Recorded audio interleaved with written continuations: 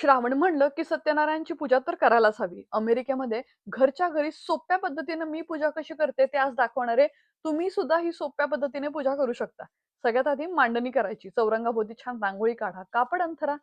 त्यानंतर इष्ट देवी देवतांना विडा आणि हळदी कुंकू वाहून त्यांचा आशीर्वाद नक्की घ्या.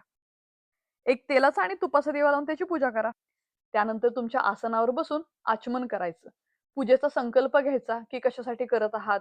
त्यानंतर गणपती, कुलदेव आणि वरुणदेव यांचे 3 विडे ठेवून त्यांची पंचोपचार किंवा षोडशोपचार पूजा करायची.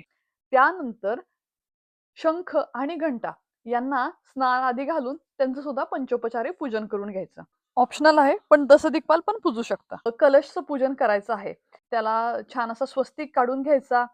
त्यानंतर त्यामध्ये पाणी, गंध, अक्षता, दुर्वा, आंब्याचा डहाळा, सुपारी आणि नाणे असं तुम्ही ठेवू शकता. आंब्याचा डहाळा नसेल तर विड्याची पाने सुद्धा चालतात.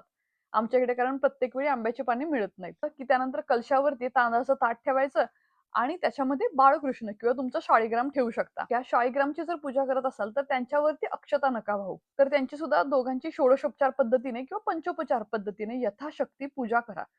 त्यानंतर तुम्ही विष्णू सहस्त्रनाम किंवा 108 नामावली जी असते ते म्हणून तुम्ही तुळशीची पाने अर्पण करू शकता. आता त्यानंतर देवाला त्याचा सत्यनारायणचा स्पेशल शिऱ्याचा प्रसाद आणि बाकी फळांचा नैवेद्य कुठला आहे तो तुम्ही करायचा, नैवेद्य दाखवायचा, आरती करायची आणि मंत्रपुष्पांजली म्हणायची. सगळ्यात शेवटी सत्यनारायणची कथा ऐकायला विसरू नका बरं का. तुम्हाला जर ती कथा माझ्याकडून ऐकायची असेल तर मी पुढचा व्हिडिओ नक्की कथेवर घेऊन येईन. डिटेल व्हिडिओसाठी मला YouTubeवर सबस्क्राईब करा. जय श्रीराम.